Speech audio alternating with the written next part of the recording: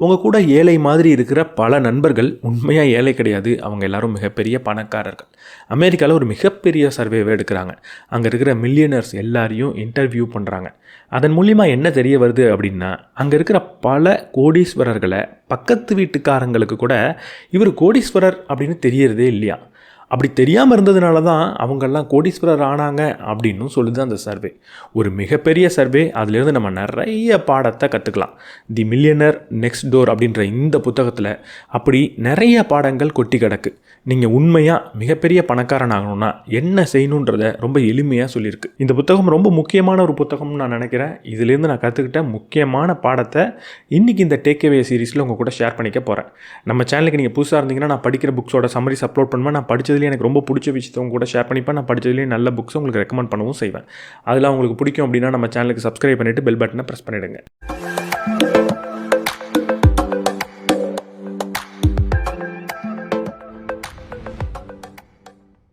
பணக்காரனாகிறது ரொம்ப எளிமையான ஒரு விஷயந்தான்.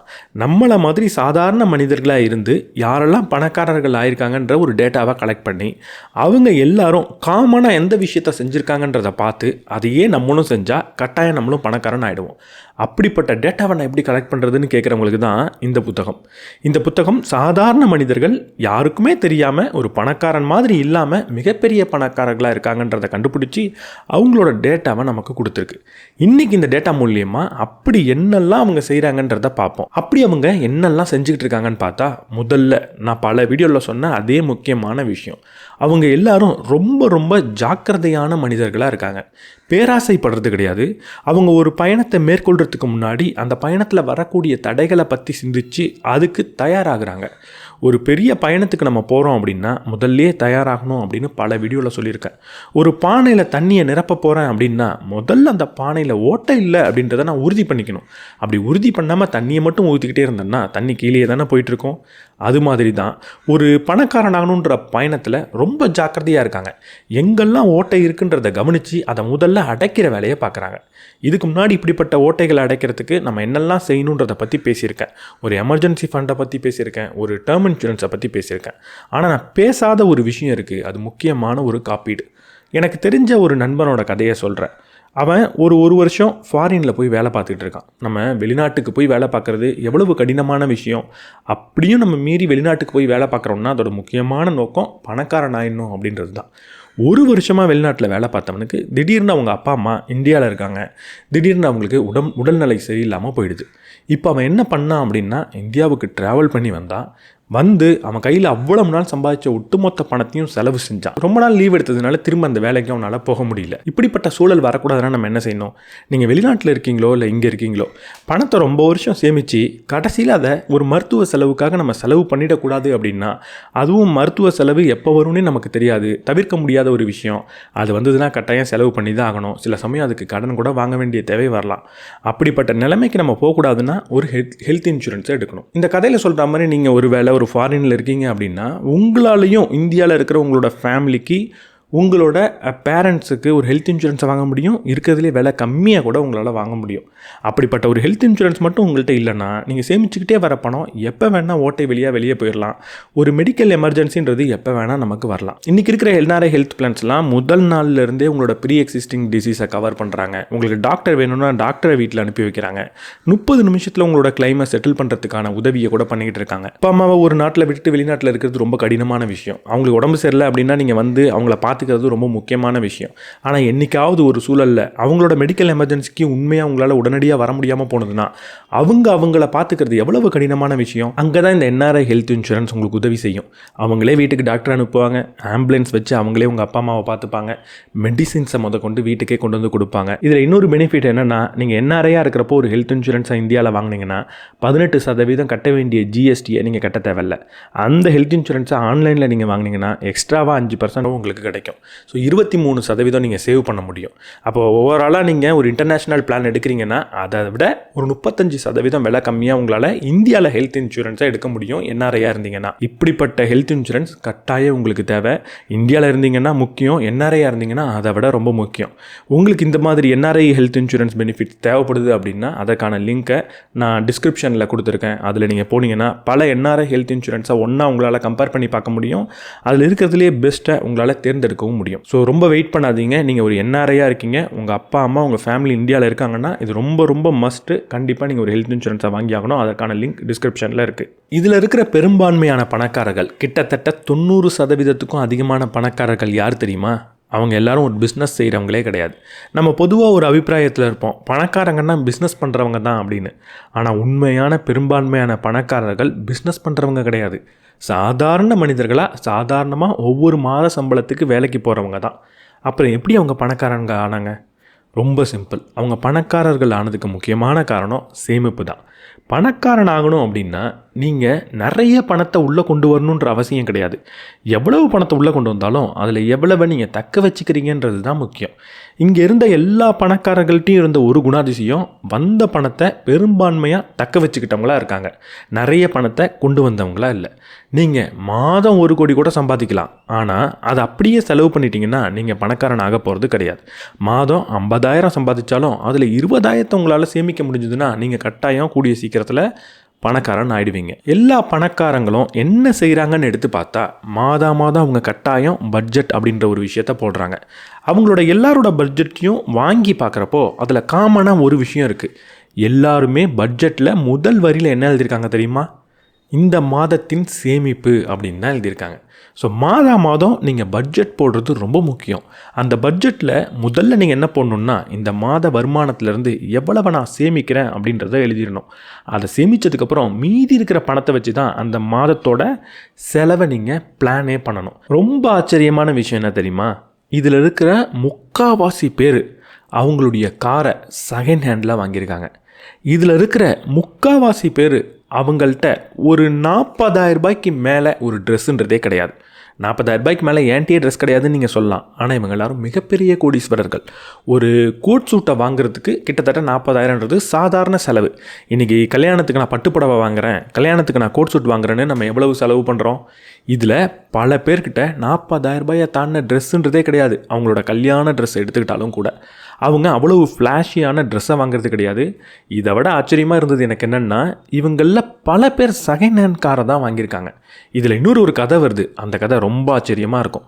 ஒரு நபருக்கு ஒரு கிஃப்ட் கிடைக்குது. என்ன கிஃப்ட் தெரியுமா? ஒரு ரோல்ஸ் ராயல்ஸ் கார், அதுவும் கஸ்டம் மேடு. அவருக்காகவே பார்த்து செஞ்ச ஒரு ரோல்ஸ் ராயல்ஸ் காரை அவருக்கு கிஃப்டாக கொடுக்குறாங்க. கொஞ்ச நாள் வச்சுட்டு, ஒரு வாரம் 1.5 வாரம் வச்சுட்டு அந்த காரை அவர் விற்றுடுறாரு. விற்றுட்டு சாதாரண ஒரு பிக்கப் லாரியை வாங்குறாரு, பிக்கப் வண்டியை வாங்குறாரு. எதனால் இப்படி பண்ணீங்க அப்படின்னு கேட்டப்போ அவர் சொன்ன பதில் என்னென்னா, நான் ஆஃபீஸ்க்கு தினமும் வரத்துக்கான சின்ன கார் என்கிட்ட இருக்குது. இந்த ரோல்ஸ் ராயல்ஸ் எடுத்துகிட்டு தினமும் என்னால் ஆஃபீஸ் வர முடியாது. வீக்கெண்டில் எனக்கு பிடிச்ச வேலை மீன் பிடிக்க போகிறது. மீன் பிடிக்கிறதுக்கும் இதை என்னால் எடுத்துகிட்டு போக முடியாது. அதுக்கு ஒரு பிக்கப் வண்டி தான் தேவை. இப்போது இந்த ரோல்ஸ் ராயல்ஸை நான் எங்கே பயன்படுத்துறது? இது எனக்கு தேவையே இல்லைல்ல, அதான் விற்றுட்டேன் அப்படின்னு சொல்கிறார். நம்மளில் எத்தனை பேர் ஒரு ரோல்ஸ் ராயல்ஸ் காரை நமக்கு கிடச்சா அதை விற்றுருவோம்? ஒரு ஸ்டேட்டஸ் சிம்பிள் நமக்கு கிடைக்கிறப்போ எத்தனை பேர் அதை நம்ம விற்றுருவோம்? நம்மள்ட்ட ஒரு ரோல்ஸ் ராயல்ஸ் கார் இருக்குன்னா அது நமக்கு ஒரு ஸ்டேட்டஸ், அது நமக்கு ஒரு அந்தஸ்தை கொடுக்குது அப்படின்னு நம்ம நினைப்போம். ஆனால் இதில் இருக்கிற பல பேர் அந்தஸ்துக்கு ஆசைப்படுறவங்க கிடையாதுன்றதை நம்ம புரிஞ்சுக்கணும். அந்தஸ்து வேணும் அப்படின்றதுக்காக ஏதேதோ பொருளை தன் கூட அவங்க வச்சுக்கிறதே கிடையாது. பொருட்கள் அந்தஸ்தை கொடுக்கறது கிடையாது. பொருட்கள் பயனை மட்டும்தான் கொடுக்கும். எனக்கு பயன் அளிக்குமா அப்படின்ற கேள்வியை கேட்டு பொருள் வாங்கணுமே தவிர, இது எனக்கு ஒரு ஸ்டேட்டஸை கொடுக்கும், இது என்கிட்ட இருந்தால் என்னோட இமேஜ் மாறும் அப்படின்னு ஒரு பொருளை கூட இவங்க வாங்குறது கிடையாது. இதில் இன்னொரு விஷயம் சொல்கிறேன். இதில் பல பேர் பிஸ்னஸ் பீப்புளாக இல்லை. நான் பிஸ்னஸ் பீப்புளாக இல்லைன்னு சொன்னதுனால அவங்க எல்லாரும் செல்ஃப் எம்ப்ளாய்டு கிடையாதுன்னு அர்த்தம் கிடையாது. அவங்க ஒரு பிஸ்னஸை வச்சு நடத்துறதில்ல, ஆனால் அவங்களே ஒரு வேலையை செஞ்சுக்கிட்டு இருக்காங்க. பிஸ்னஸ் மேனுக்கும் செல்ஃப் எம்ப்ளாய்டுக்கும் ஒரு வித்தியாசம் இருக்குது. பிஸ்னஸ் மேன்னா ஒரு பெரிய பிஸ்னஸை உருவாக்குறாரு, அவர் அங்கே வேலையே செய்யல, நிறைய ஒர்க்கர்ஸை உள்ளே வச்சுருக்கிறாரு, பிஸ்னஸ் தானாக ரன் ஆகுது. அப்படிப்பட்டவங்க பணக்காரன் ஆகிடுவாங்கன்னு நமக்கு தெரியும். இதில் பல பேர் மாத சம்பளத்துக்கு வேலைக்கு போகிறாங்க. சில பேர் என்ன பண்ணுறாங்கன்னா, மாத சம்பளத்துக்கு வேலைக்கு போகிறதில்ல, ஒரு வேலையை செய்கிறாங்க, அதனால் மாதம் அவங்களுக்கு சம்பளம் வருது. ஒரு கம்பெனியில் கூட அவங்களுக்கு வேலை கிடைக்கல அப்படின்றத நான் சொல்ல வரேன். ஒரு கார்ப்பரேட்டில் கூட அவங்களுக்கு வேலை கிடைக்கல, அவங்களாவே சின்ன தொழிலை பண்ணிக்கிட்டு இருக்காங்க. அந்த தொழில் மூலியமாக அவங்களுக்கு கொஞ்சமான வருமானம் வருது. ஒரு சின்ன ஸ்டாட்டிஸ்டிக்ஸை சொல்கிறேன். அமெரிக்காவில் செல்ஃப் எம்ப்ளாய்டாக இருக்கிறவங்க எல்லாரும் ஒரு கார்ப்பரேட்டுக்கு வேலைக்கு போகிறவங்கள விட 20% கம்மியாக தான் சம்பளம் வாங்கிட்டு இருக்காங்க. ஒரு கார்ப்பரேட்டுக்கு போகிறவங்க மாதம் 1 லட்சம் சம்பாதிச்சா இவங்க எல்லாரும் 80,000 தான் சம்பாதிக்கிறாங்க. ஆனால் அமெரிக்காவில் இருக்கிற கோடீஸ்வரர்கள் பட்டியலை எடுத்து பார்த்தா அதில் முக்கால்வாசி பேர் செல்ஃப் எம்ப்ளாய்டாக இருக்காங்க. அதாவது செல்ஃப் எம்ப்ளாய்டாக இருக்கிறது, ஒரு கடை போடுறதோ இல்லை நானாக ஏதாவது ஒரு வேலையை செய்கிறதோ எனக்கு அதிகமான சம்பளத்தை பெற்றுத்தர போகிறது கிடையாது. ஆனாலும் அவங்க தான் மிகப்பெரிய பணக்காரர்களாக இருக்காங்கன்றதை புரிஞ்சுக்கணும். எதனால அப்படின்ற கேள்வியை கேட்டிங்கன்னா, எப்போ நீங்கள் செல்ஃப் எம்ப்ளாய்டாக இருக்கீங்களோ அப்போ ஒரு வேலையை மட்டும் நீங்கள் கற்றுக்க மாட்டீங்க, பணத்தை கையாளுறதையும் கற்றுப்பீங்க. நான் ஒரு கடை போடுறேன் அப்படின்னா கடையில் ஒரு பொருள் எடுத்து விற்கிறது எப்படி, சேல்ஸ் பண்ணுறது எப்படி, எந்த பொருளை எப்படி மார்க்கெட் பண்ணலான்றதை மட்டும் நான் பண்ண மாட்டேன், நான் ஃபினான்ஸையும் கற்றுக்கிட்டாகணும். ஒரு லாபம் எப்போ வருது, எப்போ நான் கடன் வாங்கி வேலை செய்யலாம் அப்படின்ற ஒரு ஃபைனான்ஸையும் கற்றுக்கிறேன். இப்படிப்பட்ட ஃபைனான்ஷியல் நாலேஜ் இருக்கிறதுனால செல்ஃப் எம்ப்ளாய்டு மிகப்பெரிய கோடீஸ்வரன் ஆகிறாங்க. நீங்கள் செல்ஃப் எம்ப்ளாய்டாக இருக்கணும்னு நான் சொல்ல வரல, ஆனால் ஒரு ஃபைனான்ஷியல் நாலேஜோட முக்கியத்துவத்தை இங்கே சொல்கிறேன். ஒரு விசித்திரமான விஷயத்த சொல்லவா, இந்த மில்லியனர்ஸ் கிட்டலாம் ஒரு கேள்வியை கேட்குறாங்க, நீங்கள் கடைசியாக வாங்கின ஷூவோட விலை என்ன அப்படின்னு. அவங்க எல்லாரும் அதுக்கு பதில் சொல்லிட்டாங்களாம். கரெக்டாக அவங்க வாங்கின ஷூவோட விலையை எத்தனாம் தேதி வாங்கினாங்க, எந்த கடையில் வாங்கினாங்க, எவ்வளவு ரூபாய்க்கு வாங்கினாங்கன்றத பாயிண்ட்டுக்கு அப்புறம் இருக்கிற விலையை வச்சு சொன்னாங்க. அதாவது 499 ரூபா 50 பைசான்ற அளவுக்கு அக்யூரேட்டாக இதில் 90% அதிகமான பேர் பதிலை சொல்லிட்டாங்க. இப்போ உங்கள்கிட்ட கேட்குறேன், நீங்கள் கடைசியாக வாங்கின செருப்போட விலை எவ்வளோன்னு கரெக்டாக உங்களால் சொல்ல முடியுமா? சொல்ல முடிஞ்சால் நீங்களும் கோடீஸ்வரன் தான். எப்படி இவங்க சொன்னாங்க அப்படின்றது தான் இங்கே முக்கியம். அவங்க ஒவ்வொரு நாளும் செய்யக்கூடிய செலவை எழுதி வைக்கிற பண்பில் இருக்காங்க. இப்போ அவங்கள்ட்ட போயிட்டு செருப்பு மட்டும் கிடையாது, கடைசியாக மல்லிகை ஜாமான் எவ்வளோக்கு வாங்கினீங்கன்னு கேட்டால் கூட அவங்களால பதில் சொல்ல முடியும். ஏன்னா எல்லாத்தையும் எழுதி வைக்கக்கூடிய பண்பு அவங்கள்ட்ட இருக்குது. ஒவ்வொரு நாளும் தூங்குறதுக்கு முன்னாடி அவங்க என்ன செய்கிறாங்கன்னு பார்த்தா ஒரு 2 நிமிஷம் செலவு பண்ணி அன்னைக்கு என்னெல்லாம் செலவு செஞ்சாங்கன்றதை எழுதுகிறாங்க. இதன் மூலியமாக என்ன கிடைக்குது? ஒரு பெட்டர் ஃபைனான்ஷியல் அண்டர்ஸ்டாண்டிங் அவங்களுக்கு கிடைக்குது. எதுக்கு செலவு பண்ணுறோம், எதுக்கு செலவு பண்ண வேண்டிய தேவையில்லை, எந்த இடத்துல ஒரு இம்பல்ஸ் பை பண்ணிட்டோம், ஒரு கடைக்கு போகிறோம், இது எவ்வளோன்னு கேட்டுட்டோம், கேட்ட ஒரு பதில் சொல்லிட்டாரு, அது ரொம்ப அதிகமாக இருக்குன்னு நமக்கு தோணுது, இருந்தாலும் கேட்டுட்டோமே வாங்கிடுவோம் அப்படின்னு நம்ம நிறைய தடவை வாங்குவோம். அப்படிப்பட்ட விஷயங்களை நீங்கள் எழுதி வச்சிங்கன்னா அடுத்த மாதம் அதை படித்து பார்க்குறப்போ, ஓ இப்படிப்பட்ட விஷயத்தை இந்த மாதம் செய்யக்கூடாதுன்னு நம்ம நினைப்போம். அப்படி செய்யும் போது நம்மளோட சேமிப்பு அதிகமாகும், நம்ம பணக்காரனாகிறத இன்னும் வேகப்படுத்த முடியும். ஒவ்வொரு நாளும் என்ன செலவு செய்கிறீங்கன்றதை அன்னைக்கு இரவு எழுதுங்க. 2 நிமிஷம் தான் அதுக்கு ஆகும். இவங்க எல்லாருமே மிகப்பெரிய பணக்காரங்க. இவங்க எல்லார்கிட்டையும் அடுத்த 5 வருஷத்தில் நீங்கள் எங்கே இருக்க போகிறீங்க அப்படின்னு கேட்டால், நான் இத்தனை கோடி ரூபாய் சம்பாதிச்சிருக்க போகிறேன் அப்படின்னு சொல்கிறாங்களாம். இவ்வளோ பெரிய பணக்காரங்க நான் இதுக்கு மேலே இவ்வளோ பணம் சம்பாதிக்கணுன்ற ஒரு டார்கெட்டை வச்சுருக்கணுன்ற அவசியம் கிடையாது. ஆனால் இருந்தாலும் அடுத்த 1 வருஷத்தில் நான் என்ன செய்யணும், அடுத்த 2 வருஷத்தில் நான் என்ன செய்யணும், அடுத்த 5 வருஷத்தில் என்ன செய்யணுன்ற ஒரு டார்கெட் இருக்குது. உங்கள்கிட்ட அப்படி ஒரு ஃபைனான்ஷியல் கோல் இருக்கா? அடுத்த 2 வருஷம் கழிச்சு, இதிலேருந்து ஒரு 2 வருஷம் கழிச்சு உங்கள்கிட்ட எவ்வளோ பணம் இருக்கும் உங்களால் சொல்ல முடியுமா? அடுத்த 5 வருஷம் கழிச்சு உங்கள்கிட்ட எவ்வளவு பணம் இருக்கும்? ஒவ்வொரு மாதமும் எவ்வளவு பணத்தை சேமிக்க போகிறீங்க? எப்படி அந்த கோலை போய் ரீச் பண்ண போகிறீங்க? இதுக்கான திட்டம் உங்கள்கிட்ட இருக்கா? இது இல்லாமல் எப்படி உங்களால் பணக்காரனாக முடியும்? பணக்காரங்க எல்லார்கிட்டையும் இதுக்கான ஒரு திட்டம் இருக்குது. பணக்காரனாகிறது ரொம்ப ரொம்ப முக்கியம். பணக்காரனாகணும்னு நீங்கள் ஆசைப்படுறீங்கன்னா அது ரொம்ப உன்னதமான விஷயம். ஆனால் அதுக்கான பிளான் இல்லை அப்படின்னா அது வெறும் ஆசை தானே தவிர அது ஒரு குறிக்கோள் கிடையாது. குறிக்கோள் நமக்கு ரொம்ப முக்கியம். அடுத்த 5 வருஷத்தில் எவ்வளோ பணம் சம்பாதிக்க போகிறீங்க, அடுத்த 3 வருஷத்தில் எவ்வளவு சேமித்து வைக்க போகிறீங்க, இது எல்லாத்துக்கும் ஒரு பிளானை போடுங்க. அதுக்கு நான் என்ன செய்யணுன்ற ஒரு திட்டத்தை தீட்டுங்க. அதை தொடர்ந்து செஞ்சுக்கிட்டே இருங்க. இந்த மொத்த வீடியோலேருந்து அட்லீஸ்ட் இந்த ஒரு பாடத்தை கற்றுக்கோங்க. எக்கனாமிக் அவுட் பேஷன் கேர் அப்படின்னு ஒன்று இருக்குது. அதாவது ஒரு குழந்தைகளுக்கு பணத்தை கொடுத்து அவங்கள ஃபைனான்ஷியலி சேஃபாக பார்த்துக்கிறது இருக்குல்ல, எவ்வளோ முக்கியமான விஷயம். நம்மளாம் வாழ்கிறதே அதுக்கு தானே. நம்மளோட குழந்தைங்களை கஷ்டப்படாமல் வச்சுக்கணும்ல, நம்ம குழந்தைங்க பணம் பற்றி ஒரு கவலையே பற்றக்கூடாதுன்னு நம்ம பார்த்துக்கணும்ல, அதுக்கு தானே நம்ம பணக்காரனாகிறோம். இப்படி நீங்கள் செஞ்சிங்கன்னா உங்கள் குழந்தை மிகப்பெரிய மோசமான சூழலுக்கு போகிறாங்க. இதில் இருக்கிற ஸ்டடி என்ன சொல்லுது தெரியுமா? இந்த எக்கனாமிக் அவுட் பேஷன் கேர் குழந்தைங்களை பணம் பற்றின சிந்தனையே இல்லாமல் பணத்தோட அனைத்து ஃபெசிலிட்டியும் கொடுத்து பத்திரமா பார்த்துக்கிறது இருக்குல்ல, அப்படி பார்த்துக்கப்பட்ட ஒரு குழந்தை கூட பணக்காரன் ஆகலை. ஏன்னா பண கஷ்டங்களை சின்ன வயசுலேருந்து பார்க்குறதும் பணத்தை பார்த்து செலவு பண்ணக்கூடிய குழந்தைகளும் தான் வளர்ந்து வரும்போது பணத்தை தெளிவாக புரிஞ்சுக்குது, பணத்தோட முக்கியத்துவத்தை புரிஞ்சுக்குது, அதுதான் பணக்காரன் ஆகுது. இதில் இருக்கிற 95 கிட்டத்தட்ட 99% பணக்காரர்கள் யாருக்கும் அப்பா கிட்டேருந்து காசு கிடைக்கவே இல்லை. அவங்க எல்லாருமே அவங்களோட பிஸ்னஸை பண்ணுறதுக்கு கூட கடன் வாங்கி தான் பிஸ்னஸை ஆரம்பிச்சிருக்காங்க. இங்கே 2 விதமான மனிதர்களை இவர் சொல்கிறாரு. ஒரு மனிதர்களுக்கு பிஸ்னஸ் பண்ணுறதுக்கு அப்பா அம்மா காசு கொடுத்துருக்காங்க, இன்னொரு மனிதர்களுக்கு அப்பா அம்மாலாம் காசு கொடுக்கல, கடன் வாங்கி ரொம்ப கடினமாக உழைச்சி ஒரு வேலைக்கு போய் பணத்தை சேர்த்து அதை வச்சு ஒரு சின்ன கடை போட்டவங்க இருக்காங்க. இந்த 2 பேரில் யார் அடுத்த 5 வருஷத்தில் கடையை வச்சுக்கிட்டு இருக்காங்கன்னு பார்த்தா, அப்பா அம்மா காசு போட்டு வந்த கடை இருக்குல்ல, அதை 1 வருஷத்துக்குள்ளேயே க்ளோஸ் பண்ணிட்டு போயிடுது. ஆனால் தானாக உழைச்சி பணத்தை சேர்த்து வச்ச கடை மூடுறதே கிடையாது. காரணம் என்ன? இது ஈஸியாக வந்தது, அதுக்கு பின்னாடி ஒரு பெயின் கிடையாது. ஒரு சின்னதாக வருத்தம் வருது, சின்னதாக ஒரு டிஸ்கம்ஃபர்ட் வருதுன்னா மூடிட்டு போயிடுறாங்க. அவங்களால பணக்காரன் ஆக முடியறது கிடையாது. உங்களுக்கு குழந்தைகள் இருக்காங்க அப்படின்னா, என் குழந்தைக்கு பண கஷ்டமே தெரியக்கூடாது அப்படின்ற ஒரு எண்ணத்தை மட்டும் தயவு செஞ்சு தூக்கி போட்டுருங்க. பணம்னா என்னன்னு என் குழந்தைக்கு தெரியணும், பணம் கஷ்டம்னா என்னன்னு தெரியணுன்ற ஒரு குறிக்கோள் எடுத்துக்கோங்க. பணத்தை கொஞ்சமாக கொடுத்து அவங்க பார்த்து பார்த்து செலவு செய்கிற மாதிரி அவங்கள வச்சுக்கோங்க. அப்படி இல்லைன்னா உங்கள் குழந்தைகள் பணக்காரனாக போகிறது கிடையாது. இதில் இருக்கிறவங்களாம் மிகப்பெரிய கோடீஸ்வரங்க. கோடீஸ்வரனா ஆனதுக்கப்புறம் நம்ம பணத்தை பார்த்து செலவு பண்ணுமா? இவங்கள்ட்ட ஒரு கேள்வி கேட்குறாங்க, நீங்கள் இன்னும் சிக்கனமாக தான் செலவு செய்கிறீங்களா அப்படின்னு. இதில் இருக்கிற எல்லாருமே சொன்ன பதில் ஆமாம், சிக்கனமாக தான் நான் செலவு செய்யணும் அப்படின்னு திரும்ப கேட்டாங்களாம். சிக்கனமாக இருக்கிறதுனா என்ன? தேவையான செலவை கூட செய்யாமல் ரொம்ப கஞ்சத்தனமாக இருக்கிறது கிடையாது. ஒவ்வொரு செலவுக்கு பின்னாடியும் இதை நான் செய்யணுமா வேணாமா, இது தேவையா தேவையில்லையான்ற கேள்வியை நம்ம கேட்க தெரிஞ்சிருக்கணும். நம்மள எத்தனை பேர் ஏதோ ஒரு பொருளை பார்த்து பிடிச்ச உடனே இது நமக்கு உண்மையாகவே தேவையா அப்படின்ற கேள்வியை கேட்டிருப்போம். எனக்கு பிடிச்சிருக்கு, நான் வாங்க போகிறேன், நான் ஒரு தடவை தான் வாழ போகிறேன், எனக்கு பிடிச்சது தானே நான் செய்யணும் அப்படின்னு தான் நம்ம யோசிப்போம். ஆனால் இங்கே ஒரு முக்கியமான விஷயத்தை நம்ம புரிஞ்சுக்கிறது கிடையாது. எனக்கு ஒரு விஷயம் பிடிச்சிருக்குன்னா அதை வாங்குறதுல எந்த ஒரு தப்பும் கிடையாது. ஆனால் அது உண்மையாக பிடிச்சிருக்கா அப்படின்றது தான் இங்கே கேள்வியே. உங்களுக்கு பிடிச்ச மாதிரி ஒரு பொருளை உங்கள்கிட்ட வியாபாரம் செய்கிறதுக்கு தான் இங்கே ஒட்டுமொத்த கம்பெனிஸும் வேலை செஞ்சுக்கிட்டு இருக்கு. அப்போ உங்களுக்கு ஒன்று பிடிச்சிருக்கு அப்படின்றதுனால அது உண்மையாக உங்களுக்கு தேவை கிடையாது. உங்களுக்கு பிடிச்சிருக்கு அப்படின்னு உங்களை மூளை செலவை தான் இங்கே செஞ்சுக்கிட்டு இருக்காங்க. அதனால இது எனக்கு பிடிச்சிருக்கு, இதை வாங்க போகிறேன், அதுதானே வாழ்க்கை அப்படின்னு சொல்கிறதுக்கு பதிலாக இது எனக்கு பிடிச்சிருக்கு இருந்தாலும் இது எனக்கு தேவையா அப்படின்ற ஒரு கேள்வியை கேட்டிங்கன்னா பிற்காலத்தில் கண்டிப்பாக ஒரு பெரிய பணக்காரன் ஆவீங்க. வாழ்க்கை ரொம்ப எளிமையாக இருக்கும். இதில் கிட்டத்தட்ட 80-90% பேர் செகண்ட் ஹேண்ட் காரை தான் வாங்குறாங்க அப்படின்னு நான் சொல்லியிருந்தேன். இன்னொரு விஷயம் தெரியுமா? செகண்ட் ஹேண்ட் காரை வாங்கி அந்த ஒவ்வொரு காரையும் 10 வருஷத்துக்கு மேலே வச்சுக்கிட்டு இருக்காங்க. இதில் இருக்கிற எல்லாருமே அவங்க காரை 10 வருஷத்துக்கு மேலே வச்சுக்கிட்டு இருக்காங்க. கார் வாங்கினா நானும் 10 வருஷம் தான் வச்சுப்பேன் அப்படின்னு நீங்கள் சொல்கிறது எனக்கு கேட்குது. ஆனால் அமெரிக்காவில் அப்படி கிடையாது. அமெரிக்காவில் பொதுவாக காரை 2 வருஷம் 3 வருஷத்துக்கு மாற்றிக்கிட்டே இருப்பாங்க. ஒரு உதாரணத்துக்கு நம்ம ஒரு ஃபோனை எத்தனை வருஷம் வச்சுப்போம்?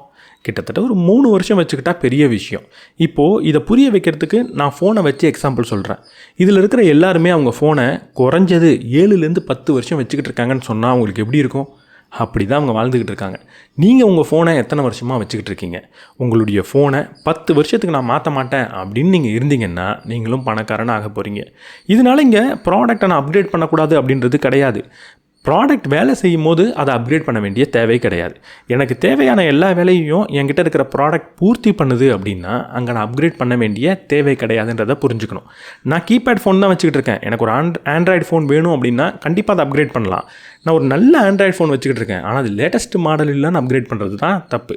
இங்கே இன்னொரு விஷயத்தை நம்ம புரிஞ்சுக்கணும். இப்படி ஒரு பொருளை வாங்கினா அதை அடுத்த 10 வருஷத்துக்கு பயன்படுத்தணும்னா என்ன செய்யணும்? நான் வாங்குகிற பொருள் எல்லாம் குவாலிட்டியாக இருக்கா அப்படின்னு பார்க்கணும்.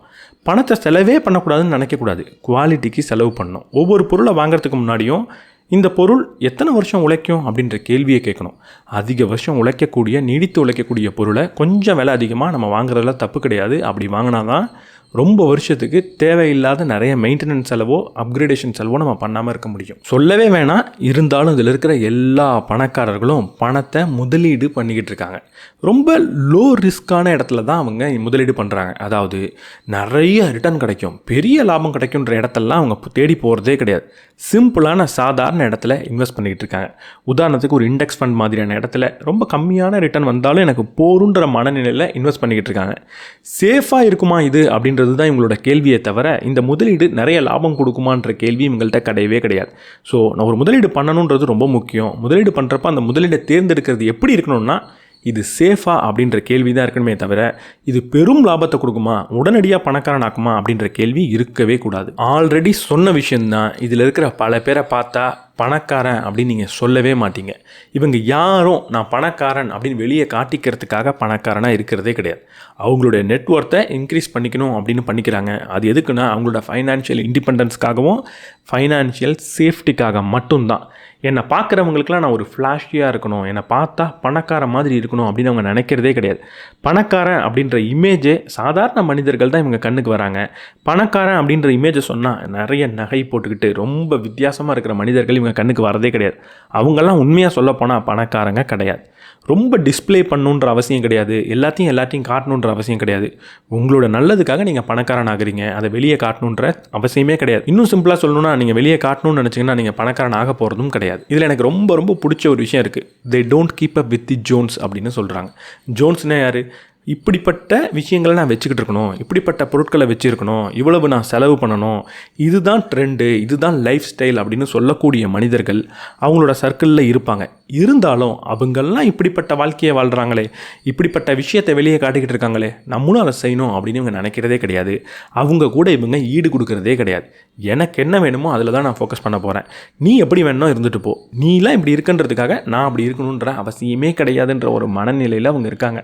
கூட இருக்கிற ஃப்ரெண்ட்லாம் 20 லட்சம் 50 லட்சம் கடன் வாங்கி மேரேஜ் பண்ணுறாங்கன்றதுக்காக இவங்க பண்ணுறது கிடையாது. இவங்க 2 லட்சத்தில் தான் பண்ணுறாங்க. இங்கே நம்ம ரொம்ப ஆழமான ஒரு விஷயத்தை புரிஞ்சுக்கிட்டாகணும். நம்ம எல்லாருக்குமே ஒரு சோஷியல் ப்ரெஷர் அப்படின்றது இருக்குது, பணக்கார மாதிரி காட்டிக்கோ அப்படின்னு. உங்களால் 2 லட்ச ரூபாயில் ஒரு கல்யாணத்தை பண்ணி முடிக்க முடியுமா? ஒரு ஹாஃப் டேயில் ஒரு கல்யாணத்தை பண்ணி முடிச்சுட்டு நான் ரிசப்ஷன்லாம் வைக்க மாட்டேன், இவ்வளவு தான் என்னால் முடியும் அப்படின்னு உங்களால் சொல்ல முடியுமா? அப்படி சொன்னால் எத்தனை பேர் எப்படி பேசுவாங்க அப்படின்ற ஒரு எண்ணம் தானே உங்களுக்கு வருது. அந்த எண்ணத்துலேருந்து நீங்கள் எப்போ வெளியே வரீங்களோ, எனக்கு இதுதான் தேவை, எனக்கு இது போரும் அப்படின்னு அதை மட்டுமே செய்யக்கூடிய மனநிலைக்கு எப்போ வரீங்களோ, என் சர்க்கிளை விட நான் கொஞ்சம் கம்மியாக தான் செலவு பண்ண போகிறேன், என் சர்க்கிளை விட நான் கொஞ்சம் கம்மியாக தான் டிஸ்ப்ளே பண்ண போகிறேன் அப்படின்ற ஒரு எண்ணத்துக்குள்ளே எப்போ வரீங்களோ அப்போ நீங்கள் பெரிய பணக்காரன் ஆயிட்டீங்க அப்படின்றத எழுதி வச்சுக்கலாம். இங்கே ஒரு காமெடியான விஷயம் என்ன தெரியுமா? நமக்கு சில விஷயங்கள் பிடிச்சிருக்கும், எனக்கு நிறைய செலவு பண்ணி கல்யாணம் பண்ணணுன்றது பிடிச்சிருக்கு அப்படின்னு நம்ம நினைப்போம். ஆனால் உண்மையாக அது பிடிச்சது கிடையாது. சொசைட்டி கொடுக்கக்கூடிய ப்ரெஷர்னால் இதை பண்ணலான்னா எப்படி இருக்குன்ற ஒரு மன உறுத்தலை தான் எனக்கு அது பிடிச்சிருக்கு அப்படின்னு நம்ம மாற்றி பார்த்துக்கிட்டு இருக்கோம். உண்மையாக பல விஷயங்கள் உங்களுக்கு பிடிச்சதெல்லாம் கிடையாது, பல விஷயங்கள் உங்களுக்கு தேவையானது கிடையாது. சொசைட்டி என்ன சொல்லுன்ற ஒரு எண்ணம் தான் அதை பிடிச்ச மாதிரியும் அது தேவை மாதிரியும் உங்களுக்கு காட்டிக்கிட்டு இருக்கு. இந்த ஒரு மாயையிலிருந்து எப்போ நீங்கள் வெளியே வரீங்களோ அப்போ கண்டிப்பாக பணக்காரன் ஆவீங்க. தேவையில்லாமல் இந்த மாயையில் இருந்தீங்கன்னா நிறைய ஸ்ட்ரெஸ் உங்களுக்கு வரும். பணக்காரன் ஆகிறத விட்டுருங்க, நிறைய ஸ்ட்ரெஸ் வரும். என்னால் இதை பண்ண முடியலையே அப்படின்னு தோணும். சில சமயம் அதை பண்ணுறதுக்காக ஒரு நாள் கூத்துக்காக எதையோ பண்ணிவிட்டு நிறைய கடனை வாங்கி கஷ்டப்பட்டுக்கிட்டு இருப்பீங்க.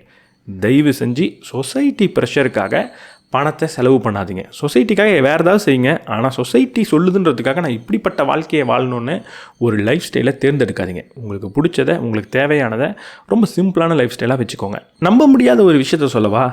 இதில் இருக்கிற மிகப்பெரிய பணக்காரர்களில் 99.9% பேர் வாழ்க்கையில் ஒரு கடன் வாங்கினதே கிடையாது. கடன்னு சொல்கிறத தெளிவாக புரிஞ்சுக்கோங்க. இங்கே நான் கடன் எதை சொல்கிறேன்னா, ஒரு பிஸ்னஸ்க்காக இன்வெஸ்ட்மெண்ட்டுக்காக வாங்கி அதை திரும்பி பிரட்டி கொடுக்குறத நான் சொல்லலை. இதில் இருக்கிற யாருமே பர்சனல் லைஃபுக்காக கடன் வாங்கினது கிடையாது.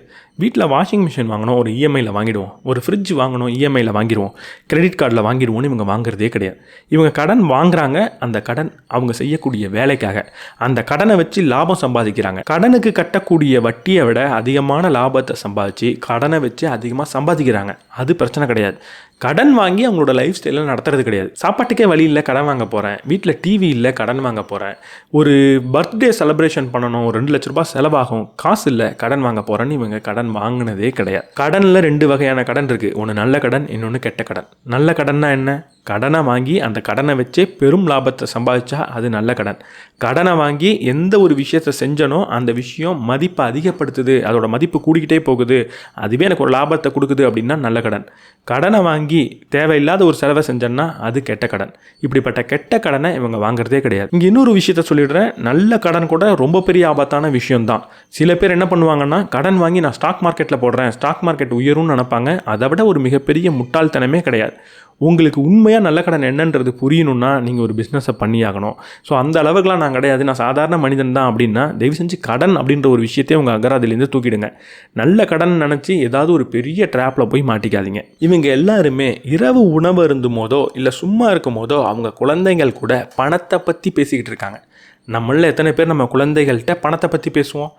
பணத்தை பற்றி பேசுறதெல்லாம் குழந்தைங்களோட வேலையே கிடையாதுன்னு அவங்களை அப்படியே ஒதுக்கி விடுவோம். பண கஷ்டம்னா என்னன்னு கூட அவங்களுக்கு காட்ட மாட்டோம். இவங்க பண கஷ்டத்தை காட்டுறாங்க குழந்தைக்குன்றதை நான் ஆல்ரெடி சொல்லிட்டேன். ஆனால் இவங்க குழந்தைங்களுக்கு ஃபைனான்ஷியல் டிசிப்ளினை சொல்லித்தராங்க. காம்பவுண்ட் இன்ட்ரெஸ்ட்னா என்னன்னு சொல்லித்தராங்க. பேங்க் என்ன செய்யுதுன்றதை சொல்லித்தராங்க. ஒரு பணத்தை எப்படி பெருக்கிறதுன்றதை சொல்லித்தராங்க. ரொம்ப காம்ப்ளெக்ஸான விஷயம்னு நினச்சிடாதீங்க. இதெல்லாம் சாதாரண மனிதர்களுக்கு தெரிஞ்சிருக்க வேண்டிய அடிப்படையான ஃபைனான்ஷியல் நாலேஜ். வட்டினா என்ன அப்படின்னு சொல்லித்தராங்க. கடன் வாங்கினா நம்ம எப்படி வட்டி கட்டணும்னு சொல்லித்தராங்க. அது எப்படி நம்மளை பிரச்சனையாக்கும் அப்படின்றத சொல்லித்தராங்க. ஒரு சினிமா பார்த்துக்கிட்டே இருக்கீங்க, சினிமாவில் ஒருத்தவன் கடன் வாங்கி கஷ்டப்படுறான் அப்படின்ற ஒரு சீன் வருது. எத்தனை பேர் சினிமாவை பாஸ் பண்ணிவிட்டு குழந்தைக்கு கடன் என்னன்னு தெரியுமா, உனக்கு ஏன் கடன் வாங்கக்கூடாது தெரியுமா அப்படின்னு சொல்லி கொடுத்துருக்கீங்க. அதை சொல்லித்தரவங்க தான் மிகப்பெரிய பணக்காரங்கள் ஆகிறாங்க. அதை சொல்லித்தரவங்களோட குழந்தைகள் மிகப்பெரிய பணக்காரங்க ஆகிறாங்க. பணத்தை ரொம்ப பார்த்து பத்திரமா செலவு செய்கிறாங்க. பணம்னா என்ன, வட்டினா என்ன, ஒரு முதலீடுனா என்னன்ற சின்ன சின்ன விஷயங்களை குழந்தைங்களுக்கு சொல்லித்தாங்க. குழந்தைங்களால் அதை புரிஞ்சிக்க முடியாதுன்னு தயவு செஞ்சு நினைக்காதீங்க. அதை சின்ன வயசில் சொல்லித்தரது ரொம்ப ரொம்ப கட்டாயமான விஷயம். இதில் இருக்கிற யாருமே எனக்கு பணத்தை கையாளுறதுக்கான நேரம் இல்லைங்க அப்படின்னு சொல்லவே இல்லை. இவங்களும் கடினமாக உழைக்கிறவங்க தான், இவங்களுக்கும் ஃபேமிலி இருக்குதா. ஆனால் இவங்க யாருமே பணத்தை பற்றி கற்றுக்கிறதுக்கு, பணத்தை பற்றி படிக்கிறதுக்கு, ஒரு பட்ஜெட் பண்ணுறதுக்கு, செலவை எழுதி வைக்கிறதுக்கு, ஒரு பிளான் பண்ணுறதுக்கு, டேக்ஸ் ஃபைல் பண்ணுறதுக்கு இதுக்கெல்லாம் நேரமே இல்லைங்க அப்படின்னு சொல்லவே இல்லை. நம்ம சொல்கிற முக்கியமான விஷயம் என்ன தெரியுமா? ஃபைனான்ஷியல் புக் ஒரு நாள் வாங்கி படிச்சிருங்க. பணத்தை பற்றி அப்பப்போ கொஞ்சம் கொஞ்சம் கற்றுக்கோங்க. தினமும் ஏதாவது கற்றுக்கோங்க அப்படின்னு நம்ம சொல்கிறப்போ அதுக்கு நேரம் இல்லைங்க, என் வேலை ரொம்ப கஷ்டம் அப்படின்னு சொல்கிறோம். அப்படி சொல்கிறவங்க ஏழையாக தான் இருப்பாங்க. ஏன்னா இவங்க எல்லாருக்குமே பணத்தை பற்றி தெரிஞ்சுக்கிறதுக்கான நேரம் இருக்குது. ஸ்கூல்லலாம் கேட்பாங்க, சாப்பிட்றதுக்கு நேரம் இருந்துச்சா அப்படின்னு. கிட்டத்தட்ட அது உண்மை தான். சாப்பிட்றதுக்கு நம்ம எல்லாருக்குமே நேரம் இருக்குல்ல. ஏன்னா சாப்பிட்லன்னா செத்துருவோன்னு நமக்கு தெரியும். அப்படி உயிரை காப்பாற்றிக்கக்கூடிய அத்தியாவசியமான விஷயங்களுக்கெல்லாம் நமக்கு நேரம் இருக்குதான். அதே மாதிரி பணத்தை பற்றி கற்றுக்கிறதுக்கும் நமக்கு நேரம் இருக்கணும். நேரம் இல்லைன்னு சொல்கிறோன்னா அது முக்கியம் இல்லைன்னு சொல்கிறோம். எப்போ பணத்தை முக்கியம் இல்லைன்னு சொல்கிறோமோ அப்போ நம்ம பணக்காரன் ஆக போகிறது சாத்தியமே இல்லாத விஷயம். இவங்க எல்லாருமே லைஃப்பில் ரொம்ப முக்கியமான விஷயம் என்ன, லைஃப்பில் ஒரு முக்கியமான இன்வெஸ்ட்மெண்ட் என்ன, முதலீடு என்ன அப்படின்னு கேட்டதுக்கு ஒரே பதிலை சொன்னாங்க. அந்த பதில் என்ன தெரியுமா? எஜுகேஷன். ஒரு கல்வி தான் ஒரு மனிதனுக்கு ரொம்ப ரொம்ப ரொம்ப முக்கியம் அப்படின்னு சொல்கிறாங்க. கல்வி தான் ஒரு சிறந்த முதலீடு அப்படின்னு சொல்கிறாங்க. இவங்க எல்லாருமே பெரிய பணக்காரங்க. இவங்க நினச்சா எதில் வேணால் முதலீடு பண்ணலாம். ஆனால் இவங்க சிறந்த முதலீடுன்னு சொல்கிறது கல்வி மட்டும்தான். நிறைய விஷயங்களை படிங்க. கல்வினா ஸ்கூல் ஃபீஸ் மட்டுமோ காலேஜ் ஃபீஸ் மட்டுமோ கிடையவே கிடையாது. கல்வினா நீங்கள் படிக்கிற ஒவ்வொரு புத்தகமும், நிறைய புத்தகங்களை வாங்கி படிங்க. இதில் இருக்கிற கிட்டத்தட்ட 90% பேர் புத்தகத்தை படிக்கக்கூடிய நபர்களாகவும் இருக்காங்க. இந்த புத்தகமே ரொம்ப ஷாக்கிங்காக மாறினது எப்போ தெரியுமா? இவங்க எல்லாரும் பணக்காரங்களோட டேட்டாவெல்லாம் கலெக்ட் பண்ணுறாங்க. அவங்களோட அட்ரஸ் எல்லாத்தையும் கலெக்ட் பண்ணி ஒரு ரீஜியனை ஃபார்ம் பண்ணலாம் அப்படின்னு பார்க்குறாங்க. அந்த ரீஜியன் எல்லாத்தையும் பணக்காரங்க எங்கெல்லாம் இருக்காங்க அப்படின்ற ரீஜியனை மேப் பண்ணதுக்கப்புறம் ஒரு விஷயம் தெரியுது. இதில் இருக்கிற யாருமே ஒரு பெரும் நகரத்தில் அதிகமாக ரெண்ட் கட்டக்கூடிய இடத்துல அவங்க இல்லவே இல்லை. அதாவது ஒரு நியூயார்க் மாதிரியான இடத்துல இந்த பெரும் பணக்காரங்க இல்லை. நம்ம என்ன நினச்சிருவோம், பெரும் பணக்காரங்க அப்படின்னா சிட்டியில், சென்டர் ஆஃப் சிட்டியில் உட்காந்துக்கிட்டு இருப்பாங்க, அங்கே தான் இருப்பாங்க. எங்கே வாழ்க்கையோட லைஃப் ஸ்டைலோட காஸ்ட் அதிகமாக இருக்கோ, எங்கே வாழ்கிறதுக்கான செலவே அதிகமாக இருக்கோ அங்கே பணக்காரங்க இருப்பாங்கப்பா. பணக்காரங்க வாழ்கிற இடம் இதுப்பா அப்படின்னு நம்ம டிஃபைன் பண்ணியிருப்போம்ல, அந்த இடத்துல இவங்க யாருமே இல்லை. இவங்களில் முக்கால்வாசி பேர், கிட்டத்தட்ட 80% பேர் சாதாரண நகரத்தில் இருக்காங்க. பெரிய செலவை செய்யக்கூடிய நகரத்தில் இவங்க இருக்கிறது இல்லை. இதில் ஒரு விஷயத்தை மட்டும் தெளிவாக புரிஞ்சுக்கணும். லைஃப் ஸ்டைலுக்காக இவங்க ஒரு சிட்டிக்குள்ளே வர்றது கிடையாது. பணத்தை சம்பாதிக்கிறதுக்காகவும் பிஸ்னஸை பண்ணுறதுக்காகவும் இவங்க வராங்க. இப்போ சென்னைக்கு நீங்கள் வரீங்க அப்படின்னா சென்னையில் உங்களால் அதிகமாக சம்பாதிக்க முடியுது, சென்னையில் ஒரு பிஸ்னஸை பண்ண முடியுது, அதுக்காக நான் வரேன் அப்படின்னா பரவாயில்ல. நான் பணத்தெல்லாம் சம்பாதிச்சு வச்சுட்டேன், என் லைஃப்பை வாழ்கிறதுக்கு ஒரு நல்ல சிட்டி மாதிரியான ஒரு லைஃப் ஸ்டைல் எனக்கு தேவை, சிட்டி வாழ்க்கை தான் சிறந்ததுன்னு நினச்சிட்டு இவங்க அங்கே வரது கிடையாது. அதை தான் நம்ம புரிஞ்சுக்கணும். நீங்கள் பணத்தை சம்பாதிக்கிறதுக்காகவோ வேலை செய்கிறதுக்காகவோ ஒரு பிஸ்னஸ் பண்ணுறதுக்காகவோ ஒரு நகரத்துக்கு வரீங்கன்னா தப்பு கிடையாது. ஆனால் வாழ்க்கைனா நகரத்தில் தான் வாழணும், அதுதான் லைஃப் ஸ்டைல் கரெக்டாக இருக்கும் அப்படின்னு நினச்சி ஒரு முடிவெடுத்துடாதீங்க. அது உங்களை கஷ்டம்தான் படுத்த போகுது. வாழ்கிறதுக்கு சிறந்த இடம் அவங்களோட நேட்டிவ் தான். அப்படிலாம் கிடையாது, நான் பிறந்த ஊரில் வாழவே மாட்டேன் அப்படின்னு நீங்கள் சத்தியம் பண்ணி கொடுத்துருந்தீங்கன்னா எங்கே செலவு கம்மியாகும்னு பார்த்து அந்த ஊருக்கு போகிறது தான் பெட்டரே தவிர செலவு அதிகமாக இருக்கும் இங்கே லைஃப் ஸ்டைல் நல்லாயிருக்கும்னு எடுக்கிறது கிட்டத்தட்ட ஒரு முட்டாள்தனமான முடிவு தான். இதில் இருக்கிற முக்கால்வாசி பேர் ஒரு அதிசயமான விஷயத்த சொல்லியிருக்காங்க. நீங்கள் பணக்காரன் ஆகிறதுக்கு யாருங்க உங்களுக்கு உதவி பண்ணால், அதிகமான உதவி பண்ண நபர் யார் அப்படின்னு கேட்டால் இதில் இருக்கிற முக்கால்வாசி பேர் சொன்ன பதில் என்ன தெரியுமா? என்னோட கணவன், என்னோட மனைவி அப்படின்னு தான் சொல்லியிருக்காங்க. என்னோடய நண்பர்கள் அப்படின்னு அவங்க சொல்லலை, என்னோட அப்பா அம்மா அப்படின்னு அவங்க சொல்லலை, என்னை சுற்றி இருக்கிற பல மனிதர்கள் அவங்க சொல்லவே இல்லை. இவங்க எல்லாரும் உதவி பண்ணியிருப்பாங்க. ஆனால் இவங்க எல்லாரை விட உங்களை பணக்காரன் ஆக்கணும் அப்படின்னா அது உங்களோட வாழ்க்கை துணை கையில் தான் இருக்குது. அதுக்காக அவங்க ஒரு பெரிய ஃபைனான்ஷியல் அட்வைஸரை பார்த்து நான் கல்யாணம் பண்ணிக்கிட்டேன் அப்படின்லாம் அர்த்தம் கிடையாது. கூட இருக்கிற நபர் தன்னோட குறிக்கோளை புரிஞ்சுக்கிட்டு அதற்கேற்ற மாதிரி வாழ்கிறாங்க அப்படின்னா அது அவங்களால செய்ய முடிஞ்ச மிகப்பெரிய தியாகம். அதை அவங்க செய்கிறதுனால மட்டும்தான் அவங்களால பணக்காரன் ஆக முடியும்.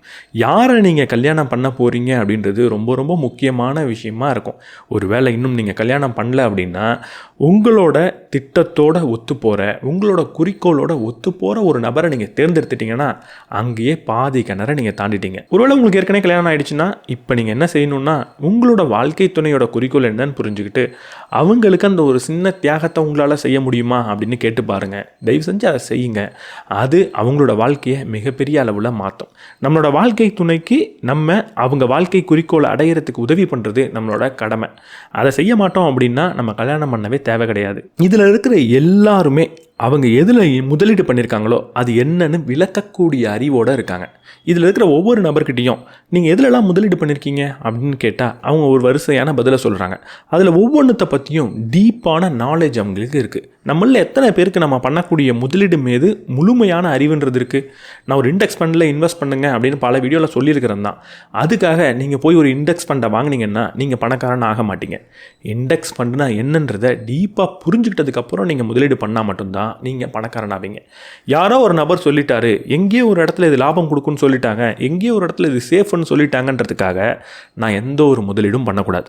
ஒரு முதலீடை நான் பண்ணுறேன் அப்படின்னா என்கிட்டேருந்து ₹1 எடுத்து ஒரு இடத்துல வைக்கிறேன் அப்படின்னா எதுக்காக வைக்கிறேன், அதுக்கு பின்னாடி என்ன இருக்குன்றத டீப்பாக நான் புரிஞ்சுக்கிட்டாகணும். அதெல்லாம் புரிஞ்சுக்காமல் யாரோ ஒரு நபர் யூடியூப்பில் சொல்லிட்டு போகிறாருன்றதுக்காக ஒரு இன்வெஸ்ட்மெண்ட்டை பண்ணுறீங்க, முதலீடை பண்ணுறீங்கன்னா பண்ணுறதுக்கு முன்னாடி ஒரு பேப்பர் எடுத்து எழுதுங்க, நான் பணக்காரன் ஆக போகிறது கிடையாது அப்படின்னு. பணக்காரன் ஆகணும்னா புரிஞ்சிக்காத விஷயத்தில் முதலீடு பண்ணவே கூடாது. ஒருவேளை நல்ல முதலீடாக கூட இருக்கலாம், இருந்தாலும் அதை புரிஞ்சுக்கிட்டு தான் நீங்கள் அதில் முதலீடு பண்ணணும். அது புரியல அப்படின்னா புரிஞ்ச இடத்துல முதலீடு பண்ணிட்டு போங்க. இவங்க எல்லாருமே அப்படி பண்ணக்கூடிய முதலீடை ஒரு லாங் டேர்ம் இன்வெஸ்ட்மெண்ட்டாக தான் பார்க்குறாங்க. நான் ஒரு இன்வெஸ்ட்மெண்ட் பண்ணுறேன், அடுத்த மாதம் இது எனக்கு என்ன லாபம் கொடுக்கும் அப்படின்னு அவங்க யோசிச்சதே கிடையாது. நான் ஒரு முதலீடு பண்ணுறேன், அடுத்த 10 வருஷம் 15 வருஷம் கழிச்சு அது என்னவா இருக்கும் அப்படின்றத மட்டும்தான் சிந்திக்கிறாங்க. ஒரு ஷார்ட் டேர்மில் சிந்திக்கவே அவங்களுக்கு தெரியல. நாளைக்கு இது எனக்கு என்ன கொடுக்கும், நாளான்னைக்கு என்ன கொடுக்கும், ஒரு மாதத்தில் என்ன கொடுக்கும்னு அவங்களுக்கு சிந்திக்க தெரியல. அப்படி சிந்திக்கணுமா அப்படின்னு ஆச்சரியப்படுறாங்க. ஒரு முதலீடாக இருக்கட்டும், லைஃப் பிளானிங்காக இருக்கட்டும், லாங் டேர்முக்கு சிந்திச்சு லாங் டேர்மில் இதோட விளைவு என்னவாக இருக்கும் அப்படின்னு நான் யோசித்தா மட்டும்தான் அது எனக்கு நிரந்தரமாக இருக்கும். அதுதான் என்ன பணக்காரனாக்கும், அதுதான் என் வாழ்க்கையை சிறப்பாகவும் ஆக்கும். இந்த இன்வெஸ்ட்மெண்ட் பற்றி இன்னொரு விஷயம் இருக்குது. இவங்க யாருமே ட்ரேட் பண்ணுறதே கிடையாது. அதாவது இன்றைக்கி பணத்தை போட்டு இன்றைக்கே லாபம் எடுக்கிறது, இன்றைக்கி போட்டு நாளைக்கு எடுக்கணும் அப்படின்ற சிந்தனையே உங்களுக்கு கிடையாது. யாருக்கு இந்த சிந்தனை இருக்கும் தெரியுமா?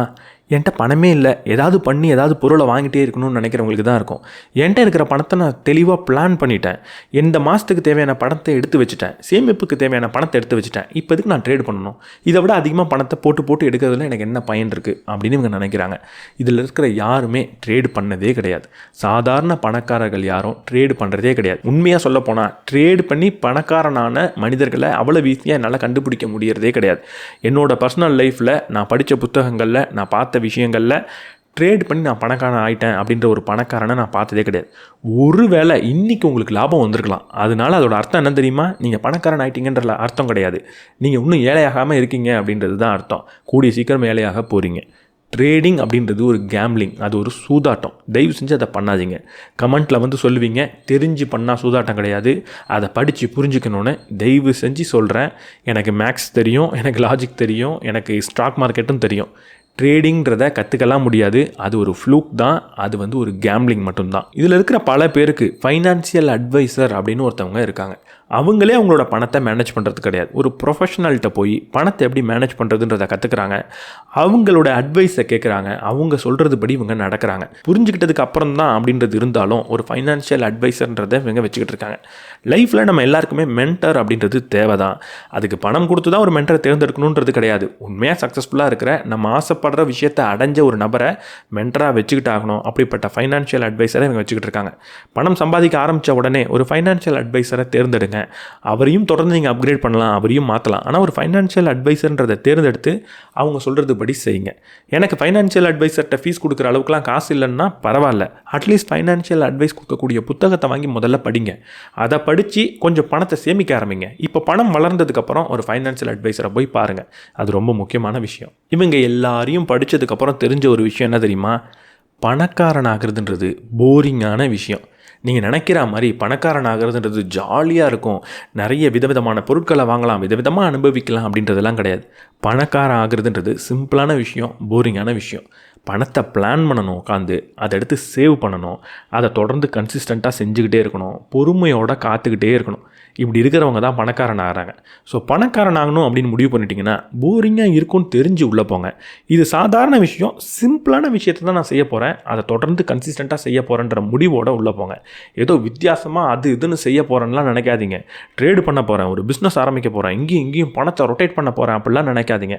அப்படிலாம் செஞ்சு பணக்காரன்னு இவங்க ஆகலை. பணத்தை சம்பாதிக்கிறாங்க ஒரு நல்ல வழியில், அதை சேமிக்கிறாங்க, இன்வெஸ்ட் பண்ணுறாங்க, பொறுமையோடு காத்துக்கிட்டு இருக்காங்க. ரொம்ப சிம்பிளான விஷயம், பொறுமை தேவை, போரிங்காக அது இருக்கும். இதில் இருக்கிற 80% அதிகமான நபர்கள் சொல்கிற ஒரு விஷயம் என்ன தெரியுமா?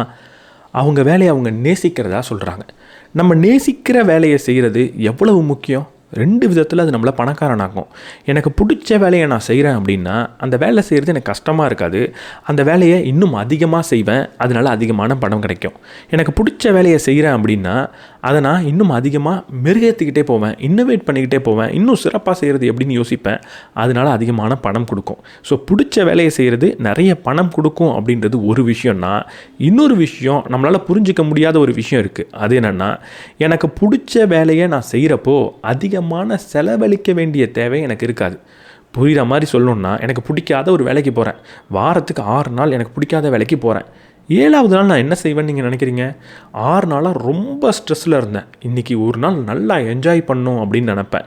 ஒரு பணத்தை செலவு பண்ணும்போது எனக்கு என்ன தோணும் அப்படின்னா, கஷ்டப்பட்டு தானே சம்பாதிச்சோம், இவ்வளவு கஷ்டப்பட்டது எதுக்கு, நமக்கு பிடிச்சதை கூட செஞ்சுக்கலன்னா என்ன அப்படின்ற மைண்ட் செட் அது ஈஸியாக கொடுத்துரும். ஆனால் அதே நேரத்தில் பிடிச்ச வேலையை செஞ்சால் ரொம்ப கஷ்டப்பட்ட ஒரு உணர்வு வராது. வேலை செஞ்சதே உங்களுக்கு ஒரு என்டர்டைன்மெண்ட் மாதிரி, ஒரு விளையாட்டு மாதிரி தான் இருக்கும். அதனால பணத்தை செலவு செஞ்சு இன்னும் அதிகமான ஃபன் எனக்கு வேணும் அப்படின்னு நீங்கள் அந்த செலவை செய்ய மாட்டீங்க. ஃபேமிலியோட நேரத்தை செலவழிப்பீங்க. மற்ற தேவையில்லாத செலவை செஞ்சு தான் நான் சந்தோஷம் அடையணுன்ற தேவை உங்களுக்கு வராது. தேவையில்லாத ஒரு ஸ்ட்ரெஸ் உங்களுக்குள்ளே இருந்துக்கிட்டே இருக்காது. யார் அதிகமான ஸ்ட்ரெஸ்ஸில் இருக்காங்களோ அவங்க தான் அதிகமான செலவும் பண்ணுவாங்க. இதுக்காக நீங்கள் பிடிக்காத ஒரு வேலையை உடனடியாக விட்டுட்டு பிடிச்ச வேலைக்கு போங்கன்னு நான் சொல்லவே மாட்டேன். அது மிகப்பெரிய ரிஸ்க். பிடிக்காத வேலையை பிடிச்ச வேலையாக மாற்ற முடியுமா அப்படின்னு யோசிச்சு பாருங்கள். இல்லை முடியவே முடியாது, இந்த வேலை எனக்கு பிடிக்காது அப்படின்னா பிடிச்ச வேலையை பணம் தரக்கூடிய ஒரு வேலையாக உருவாக்க பாருங்கள். அது உருவானதுக்கப்புறம் இங்கேருந்து அங்கே ஜம்ப் பண்ணுங்கள். வேலையே இல்லாமல் நான் ஒரு ஜம்ப் பண்ண போகிறேன்னு நினச்சிங்கன்னா மேபி அது உங்களை பெரிய ஆளாக ஆக்கலாம், ஆக்காதுன்னெலாம் நான் சொல்லவே மாட்டேன். ஆனால் அங்கே மிகப்பெரிய ரிஸ்க் இருக்குது. அவ்வளோ பெரிய ரிஸ்க் எடுத்தால் நீங்கள் பணக்காரன் ஆவீங்களான்றது சந்தேகம்தான். இவங்க யாருக்குமே லாட்ரி திங்கிங் அப்படின்றது கிடையாது. லாட்ரி திங்கிங்னா என்ன? எப்படி சீக்கிரமாக பணக்காரன் ஆகிறது, எதை செஞ்சால் 2 நாளில் எனக்கு பணம் கிடைக்கும், சடனாக ஒரு பணம் கிடைக்கிறது எப்படி, ஈஸியாக பணம் எப்படி கிடைக்கும், குயிக்காக எப்படி பணம் கிடைக்கும் அப்படின்றதெல்லாம் யோசிக்கிறதே கிடையாது. இவங்க பணம் கிடைக்கணும்னா வேலை செய்யணும், பொறுமையாக காத்துக்கிட்டு இருக்கணுன்ற மைண்ட் செட்டில் இருக்காங்க. உடனடி பணம், எளிமையான பணம் அப்படின்றதுலாம் இவங்க அகராதியில் கிடையவே கிடையாது. இவங்க யாருமே ட்ரெண்டை ஃபாலோ பண்ணுறது கிடையாதுன்னு ஏற்கனவே சொன்னேன். அதே மாதிரி தான் இன்வெஸ்ட்மெண்ட்லேயும். இன்றைக்கி ட்ரெண்டிங்காக என்ன இன்வெஸ்ட்மெண்ட் போயிட்டுருக்கு, ஓகே இன்றைக்கி கிரிப்டோ கரன்சி போயிட்டுருக்கு, மீம் காயின்ஸ் போயிட்டுருக்கு அப்படின்லாம் அவங்க யோசிக்கிறதே கிடையாது. பேசிக்காக புரிஞ்ச விஷயத்தை தான் செய்கிறாங்க. இன்றைக்கி ட்ரெண்டில் எல்லாரும் இந்த இன்வெஸ்ட்மெண்ட் பண்ணுறாங்கன்றதுக்காக பண்ணுறது கிடையாது. இன்றைக்கி தங்கத்தோட விலை ரொம்ப அதிகமாக அதிகரிக்குது அப்படின்றதுனால அவங்க தங்கத்தில் இன்வெஸ்ட் பண்ணுறது கிடையாது. அவங்களுக்கு அந்த இன்வெஸ்ட்மெண்ட் நல்லா தெரிஞ்சு அது சரின்னு தோணுனா பண்ணுவாங்களே தவிர இன்றைக்கி ட்ரெண்ட் இதுதான் அப்படின்னு நினச்சி அவங்க பண்ண மாட்டாங்க. இன்றைக்கி எல்லாரும் செய்கிறாங்கன்றதுனால பண்ண மாட்டாங்க. இன்றைக்கி இது அதிகமாக லாபம் தரக்கூடிய முதலீடு இதுதான் அப்படின்னு அவங்க செய்ய மாட்டாங்க. இவங்களில் நிறைய பேர் செல்ஃப் எம்ப்ளாய்டாக இருக்காங்க. அப்போ ஒரு கடை மாதிரி வச்சுட்டு இருக்காங்க. இந்த கடையையும் அவங்க வாழ்க்கையையும் பிரித்து பார்க்க அவங்களுக்கு நல்லாவே தெரிஞ்சிருக்கு. ஒரு உதாரணத்துக்கு நான் ஒரு பிஸ்னஸை வச்சுக்கிட்டு இருக்கேன் அப்படின்னு வச்சுப்போம். அந்த பிஸ்னஸில் 1000 கோடி ரூபாய் சுற்றிக்கிட்டு இருக்குது. அந்த பிஸ்னஸ்க்குள்ளே 1000 கோடி ரூபாய் இருக்குது. இருந்தாலும் அந்த பிஸ்னஸ்லேருந்து எனக்கு சம்பளம்னு நான் 5 லட்சத்தை எடுத்துக்கிட்டு இருக்கேன். அதுதான் அக்கௌண்ட் பண்ணிக்கிட்டு இருக்கேன். இப்போது நான் எப்படி வாழணும்? 5 லட்சத்துக்குள்ளே தான் வாழணும். அந்த 5 லட்சத்தில் எப்படி சேமிக்கணும், எப்படி முதலீடு பண்ணணும் நான் தனியாக யோசிச்சுக்கிட்டு இருக்கணும். பிஸ்னஸ்க்குள்ளே இருக்கிற பணத்தை என் பணம் மாதிரி பார்க்கக்கூடாது. அது பிஸ்னஸோட பணம் அப்படின்னு தனியாக பார்க்கணும். என் பணத்தை நான் தனியாக பார்க்கணும். இது ரெண்டுத்தையும் மிக்ஸ் பண்ணுறவங்க பிஸ்னஸையும் சேர்த்து அழிச்சிடுறாங்க. பிஸ்னஸ் தனி, நான் தனின்னு பார்க்கக்கூடிய பண்பு இவங்களுக்கு இருக்குது. இன்னும் சிம்பிளாக நம்ம எப்படி எடுத்துக்கலாம் அப்படின்னா, நான் ஒரு வேலைக்கு போகிறேன், பணம் சம்பாதிக்கிறேன் அப்படின்னா, நான் பணத்தை சேமித்து இன்வெஸ்ட் பண்ணிட்டேன் அப்படின்னா, இன்வெஸ்ட் பண்ணது என் பணம் கிடையாது, அது என்னோட பிஸ்னஸோட பணம் அப்படின்ற மாதிரி நான் பார்க்கணும். அது என்னோட முதலீட்டு பணம்னு தனியாக பார்க்கணும். அது என் பணம், எப்போ வேணாலும் அதை நான் எடுத்துக்கலான்ற மைண்ட் செட் நமக்கு இருக்கவே கூடாது. அதை வேற ஒரு ஆளோட பணம் அப்படின்ற மாதிரி நம்ம பார்க்க கற்றுக்கணும். நமக்கு தேவையான பணத்தை கொஞ்சமாக நம்ம கூட நம்ம வச்சுக்கணும். மாத செலவுக்கு ஒரு எமர்ஜென்சிக்கான பணத்தையும் நம்ம எமர்ஜென்சி ஃபண்டாக வச்சுக்கணும். எமர்ஜென்சி ஃபண்ட்னா என்னன்றதை கடந்த சில வீடியோவில் ரொம்பவே டீப்பாக பேசிட்டோம். அதில் உங்களுக்கு புரிஞ்சிருக்கும். பணம் சம்பாதிக்கிறது எதுக்கு அப்படின்ற கேள்விக்கு இவங்க எல்லாரும் சொல்கிற ஒரு பதில் ஃப்ரீடம், சுதந்திரம். என் நேரத்தை எனக்காக நான் வச்சுக்கிறது. என்கிட்ட நிறைய பணம் இருக்குது அப்படின்னா எனக்கு பிடிச்ச வேலையை நான் செய்வேன். என் ஃபேமிலி கூட நேரத்தை செலவழிப்பேன். தேவையில்லாமல் பணத்துக்காக எனக்கு பிடிக்காத வேலையை செய்ய வேண்டிய தேவை இருக்காது. இன்னொருத்தவர்கிட்ட எனக்கு பிடிக்கலனாலும் வேலை செஞ்சு அடிப்பணிய வேண்டிய தேவை இருக்காது. நான் பணத்தை சேமித்து வைக்கிறது ஒரு டிஸ்பிளேக்காகவோ அப்படியே ஒரு ஃப்ளாஷியாக இருக்கிறதுக்காகவோ பிடிச்ச விஷயங்களை அனுபவிக்கிறதுக்காகலாம் கிடையாது. என் நேரத்தை எனக்காக வச்சுக்கிறதுக்கு, என் வாழ்க்கையை எனக்கு பிடிச்ச மாதிரி வாழ்கிறதுக்கு. நம்மளோட குறிக்கோளும் இப்படி தான் இருக்கணும். பணம் சம்பாதிக்கிறதோட ஒரே நோக்கம் என் நேரத்தை எனக்காக நான் வாங்குறது. எனக்கு பிடிச்ச விஷயத்தெல்லாம் செய்ய போகிறேன், எனக்கு பிடிச்ச மாதிரி வாழ போகிறேன், எனக்கு பிடிச்ச நேரத்தை பிடிச்ச மாதிரி செலவழிக்க போகிறேன். இந்த குறிக்கோளோட, இந்த மைண்ட் செட்டோடு நம்ம இருக்கும்போது தான் பணத்தோட உண்மையான முக்கியத்துவம் நமக்கு புரியும். அப்போ தான் அந்த பணத்தை சேமிப்போம். இல்லை பணக்காரன் ஆகிறது எதுக்கு தெரியுமா? நல்ல ஃப்ளாஷியான பொருட்களை வாங்குறதுன்னு நினச்சோன்னா பணக்காரன் ஆகாமலே அந்த செலவை செஞ்சுக்கிட்டே இருப்போமே தவிர பணக்காரன் ஆக மாட்டோம். இவங்கெல்லாம் பல பேர் ஒரு பெரிய காலேஜில் படித்தவங்கலாம் கிடையாது. பேசிக்கான எஜுகேஷன் அவங்கள்ட்ட இருக்குது. ஆனால் ஒரு பெரிய காலேஜில் நான் ஸ்டான்ஃபோர்டில் படிக்கிறேன் அப்படின்ற மாதிரியான எஜுகேஷன்லாம் அவங்களுக்கு இல்லை. பெரிய காலேஜில் படித்தவங்க எல்லாரும் பணக்காரன் ஆவாங்க அப்படின்னு நீங்கள் நினைக்கவே கூடாது. பணக்காரன் ஆகிறதுக்கு தேவையான அறிவுன்றது வேறு, பெரிய பெரிய காலேஜில் படித்து நம்ம கற்றுக்கிற அறிவுன்றது வேறு. அங்கே படித்தா எனக்கு நிறைய பணம் வரலாம், ஆனால் என்னை பணக்காரனது ஆக்க போகிறது கிடையாது. இதனால் உங்களை நான் பெரிய பெரிய காலேஜில் போய் படிக்காதீங்கன்னு சொல்லலை. நீங்கள் பெரிய காலேஜில் படிக்காமல் இருந்திருந்தாலும் சில பேசிக் டிசிப்ளினை, இந்த வீடியோவில் சொன்ன டிசிப்ளினை கற்றுக்கிட்டா நீங்களும் பணக்காரன் ஆகிடுவீங்க. பணக்காரன் ஆகிறதும் இந்த பெரிய அறிவும் டோட்டலி டிஃப்ரெண்ட். இதுக்கு தேவையானது சின்ன சின்ன டிசிப்ளின். அந்த டிசிப்ளினை உங்கள் கூட நீங்கள் வச்சுக்கோங்க. ஸோ இந்த விஷயங்களை தான் உங்கள் கூட ஷேர் பண்ணிக்கணும்னு நினச்சேன். ஓரளவு சொல்லணுன்னா, நான் பணக்காரன் ஆகணும்னா நான் நிறைய டிசிப்ளினை தான் என் கூட வச்சுக்கிட்டு இருக்கணும், நிறைய அறிவை வச்சுக்கணும் அப்படின்னு நினைக்கக்கூடாது. பணக்காரன் ஆகணும் அப்படின்னா பணத்தை சேமிக்கணுமே தவிர அதிகமாக பொருட்களை வாங்கி வெளியே காட்டணுன்ற தேவை கிடையாது. அதை விட ரொம்ப முக்கியமாக நம்ம இந்த பணக்காரன் ஆகக்கூடிய பயணத்தில் வரக்கூடிய தடைகள் எல்லாத்துக்கும் முன்னாடியே ப்ரிப்பேர் ஆகணும். அதில் இன்றைக்கி நான் உங்கள்கிட்ட சொன்ன NRI ஹெல்த் அப்படின்றதும் ரொம்ப ரொம்ப முக்கியம். நீங்கள் வெளிநாட்டில் இருக்கீங்க அப்படின்னா அதுவும் உங்களுக்கு தேவை அப்படின்னா அதோட லிங்க் டிஸ்கிரிப்ஷனில் இருக்குது, நீங்கள் செக் பண்ணி பார்க்கலாம். அண்ட் ஃபைனலாக லாஸ்ட் வீடியோவில் நான் உங்கள்கிட்ட ஒரு கேள்வி கேட்டிருந்தேன். நீங்கள் பண்ண ஒரு பணம் சார் தவறு என்ன, ஒரு ஃபைனான்சியல் மிஸ்டேக் என்னன்னு கேட்டிருந்தேன். அதுக்கு நீங்கள் சொன்ன கமெண்ட்ஸ் எல்லாமே ரொம்ப ரொம்ப ரொம்ப வேல்யூபிளாக இருந்தது. அதை வச்சு என்னால் ஒரு புத்தகமே எழுத முடியும். கண்டிப்பாக அதை வச்சு நான் ஒரு வீடியோ பண்ணலாம் அப்படின்ற முடிவுக்கே வந்துட்டேன். நீங்கள் சொன்ன எல்லா கமெண்ட்ஸில் இருக்கக்கூடிய லெசனை உங்களுக்கு நான் வீடியோவில் சொல்ல போகிறேன். ரொம்ப ரொம்ப முக்கியமான லெசன் அப்படின்றது எனக்கு ரொம்ப ஆச்சரியமாக இருந்தது. இன்றைக்கி அதனால் கமெண்ட்டில் எனக்கு ஒரு உதவி பண்ணுங்கள், நம்ம எல்லாருக்கும் நீங்கள் ஒரு உதவி பண்ணுங்கள். நீங்கள் உங்கள் வாழ்க்கையிலே செஞ்ச ஒரு நல்ல பணம் சார் முடிவு என்ன அப்படின்னு சொல்லுங்கள். நல்ல வேலை, இப்படி ஒரு விஷயத்த நான் அன்றைக்கி செஞ்சேன் என் பணத்தை வச்சு, அதனால நான் சேஃபாக இருக்கேன்ப்பா, அதை மட்டும் நான் செய்யாமல் இருந்திருந்தா என்ன ஆயிருக்கும் தெரியுமா அப்படின்னு பணம் சம்மந்தப்பட்ட ஏதாவது ஒரு முடிவை நீங்கள் எடுத்திருந்தீங்கன்னா, பணம் சம்மந்தப்பட்ட ஏதாவது ஒரு செயலை செஞ்சுருந்தீங்கன்னா அது என்னன்றதை கமெண்ட் செக்ஷனில் சொல்லுங்கள். அதில் சிறந்த பதிலுக்கு நான் வழக்கம் போல் கிவ்அவே கொடுக்குறேன். அண்ட் ரொம்ப முக்கியமான ஒரு விஷயம், நான் கிவ்அவே அனௌன்ஸ் பண்ணால் தயவு செஞ்சு நீங்கள் என்னை காண்டாக்ட் பண்ணி அதை வாங்கிக்கோங்க. நிறைய பேர் அதை வாங்கிக்கிறதே கிடையாது, எல்லாருமே அது வேணான்னு சொல்லிடுறீங்க. பட் இப்போது கிவ்அவே தாண்டி நீங்கள் சொல்கிற பதில் ஒரு வீடியோக்கே ஒரு ஆதாரமாக இருக்குது அப்படின்னு நான் நினைக்கிறேன். நிறைய பேருக்கு போய் சேரணும் அப்படின்னு நினைக்கிறேன். நீங்கள் செஞ்ச தவறுகள் எல்லாமே இன்னொருத்தவரை தவறு செய்யாமல் தவிர்க்க போகுது. அதை நான் ஒரு வீடியோவாக கட்டாயம் போட போகிறேன். அதே மாதிரி நீங்கள் செஞ்ச நல்ல விஷயத்தை இந்த வீடியோவில் ஷேர் பண்ணிக்கோங்க. பணம் சார் நல்ல முடிவோ செயலோ இந்த வீடியோவில் கமெண்ட்டில் நீங்கள் சொல்லுங்கள். அது பலருக்கு கண்டிப்பாக உதவ போகுது. அந்த கமெண்ட்டை மறக்காமல் கமெண்ட் செக்ஷனில் போட்டுருங்க. இந்த வீடியோ பற்றி என்ன நினைக்கிறீங்கன்றதையும் கமெண்ட் செக்ஷனில் சொல்லுங்கள். இந்த வீடியோ உங்களுக்கு பிடிச்சிருந்தா லைக் பண்ணிவிட்டு உங்கள் நண்பர்களோட ஷேர் பண்ணுங்கள். நம்ம சேனலுக்கு நீங்கள் புதுசாக இருந்தால் சப்ஸ்கிரைப் பண்ணிவிட்டு பெல் பட்டனை ப்ரெஸ் பண்ணிவிடுங்க.